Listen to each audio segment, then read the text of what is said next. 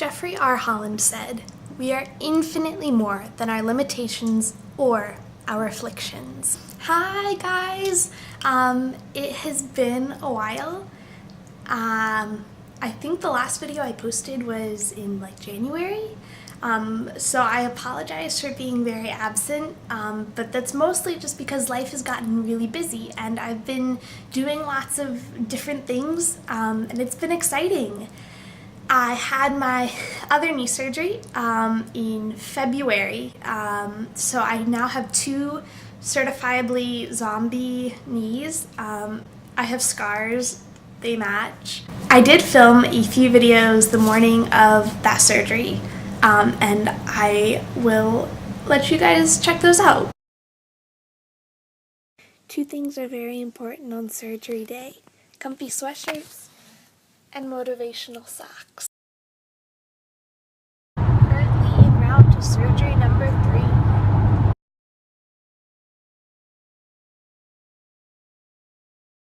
I'm gonna take the Chicago painting as a good sign. It's like 6:30.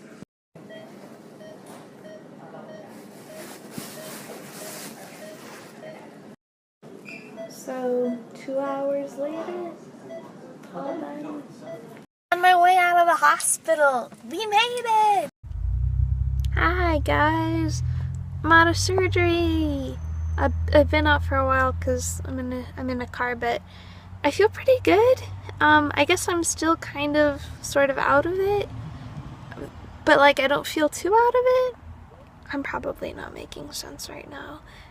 But yeah, I don't feel too bad. My knee's a little sore, but like I just had knee surgery, so that's probably normal. Yeah. Look, I've got a nice pretty new brace. And they gave me free socks. It's the best part. So wait, were we talking about the election today? Apparently my mom asked me political questions after they gave me loopy medicine about Bernie Sanders, and I was like, I don't know how it's gonna go in Nevada. Do they even have schools in Nevada? I got my brace. I got my ice machine. I am all set. There's a lot of rambling. I was heavily medicated, so I'm sorry for that. Anyways, it's been about 6 months since my last surgery, give or take a few days, and I've been doing lots of stuff. I have done a lot of physical therapy. I got a summer job. I volunteered. The best part, in case you can't tell from the fact that I'm not sitting on the couch, is I can get up and I can walk and I can go do stuff. Like coming back from the kitchen with a juice box. It's got Teenage Mutant Ninja Turtles on it.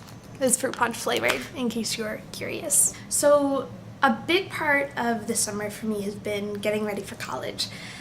And I leave in 29 days, which seems kind of long, but it seems way closer than it did back when this whole thing began. I never thought August was gonna get here. I never thought it was gonna be September again, and like it's finally coming, and I'm really excited about that. So I've got like my housing assignment. I'm starting to get to know my classmates. I'm preparing to pack everything up and finally move out, and I couldn't be more excited and more ready. I am really nervous though, because I know that my first quarter and probably my first year isn't really going to be how I planned it. I'm not going to be able to keep up with people very easily in terms of like going places. It's going to take me a while to walk from my dorm to my classes and back. There's a lot of logistical stuff that I'm still trying to figure out, like the fact that I live on the second floor of a dorm with no elevator. And while I don't really have a problem going upstairs, going down is kind of difficult, and I can't just sit down and scoot like I do at home. I guess technically I could, but that would be kind of weird in a college dorm setting. So I've been practicing. It's still kind of hard. And there's a lot of things that make me nervous, like the fact that it takes me 20 minutes to walk a quarter of a mile, whereas I used to be able to run a mile in like 8 minutes. But my mantra all summer has been the same as it was when I volunteered at a camp this summer, and I realized that this particular week of volunteering wasn't going to be like all my other previous weeks of volunteering. And I kept reminding myself to turn limitations into opportunities. And I was able to find some really cool opportunities to connect with the kids. I was staffing to do some things differently and just look at things from a fresh perspective. But that doesn't mean that it wasn't incredibly frustrating and incredibly difficult letting go of the things that I couldn't do. I think a lot of the past year has been like that for me.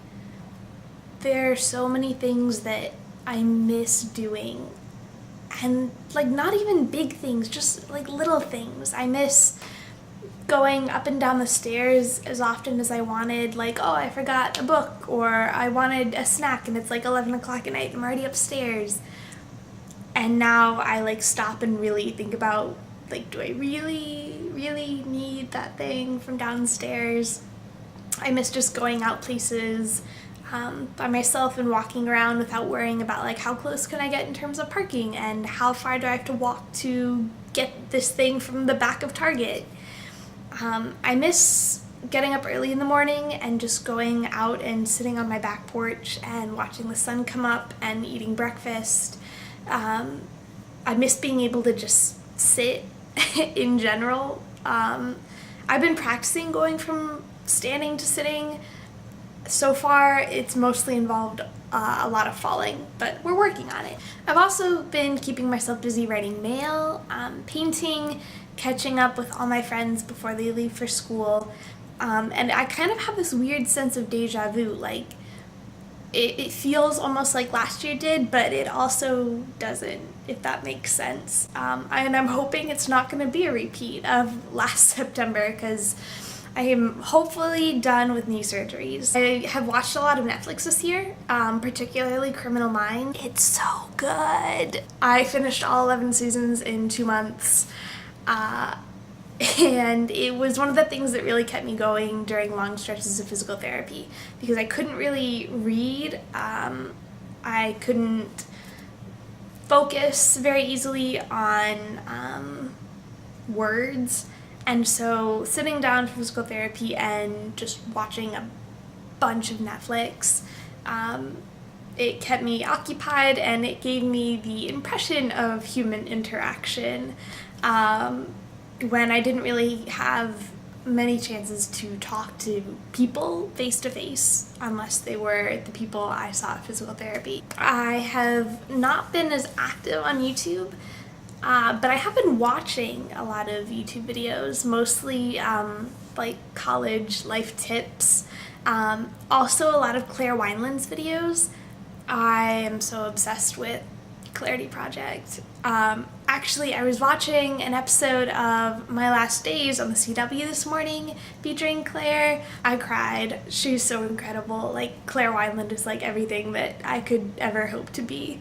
And it inspires me to hear from somebody my age who has overcome so many obstacles and really embodies turning limitations into opportunities. Like, I'm sorry, I'm just, Claire Wineland, just, yes. You know, I don't think it's until I go back and edit these videos that I realize how much I talk with my hands. I'm doing that now. I think being able to hear stories from other people my age who have dealt with like chronic illness, like disabilities, stuff like that really helps, because when you're 19 and you're using a cane or crutches or a wheelchair to get around places, and like you're complaining about stairs and your joints creak as if you're like 40 years older than you actually are, it can be frustrating, and everybody else your age is like running around and doing stuff, and you can't, at least not yet.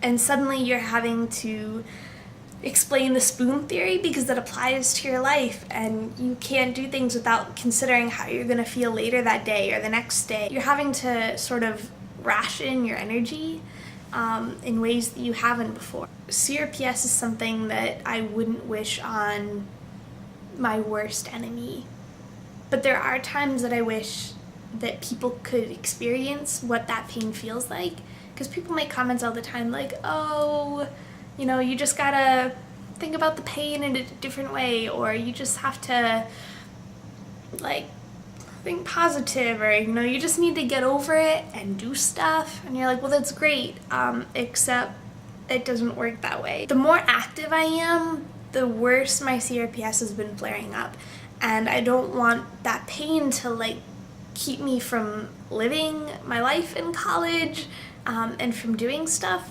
But at the same time, I know it's going to be a big part of my life, and figuring out how to go to class, how to sleep, because pain is this vicious cycle where it makes you tired, but then it also prevents you from falling asleep, and then you're more tired, and it just like repeats indefinitely. And there's all these little things that come from having to deal with that pain that the average person doesn't think about. And it can be hurtful when people you're close to can't seem to comprehend that and make comments that leave you feeling more frustrated, because all you want to do is feel normal. And if you could make the pain go away, you would, but you can't. You just have to find a way to deal with it and push through it. I'm rambling a lot. I'm sorry. Wow, it's been a while since I filmed a video. This whole video has just been very rambly. I apologize. I guess it's just kind of like life update and thoughts. And where do we go from here? To college. We go to college in 29 days. I'm gonna cut myself off now. But it's nice to see you again, YouTube. And I hope that you guys are all having wonderful days, weeks, months, lives. I hope that the sun is out. I hope that you are surrounded by people who support you and encourage you. And I hope that whatever your limitations may be, you try to turn them into opportunities today. That's all for today. Until next time.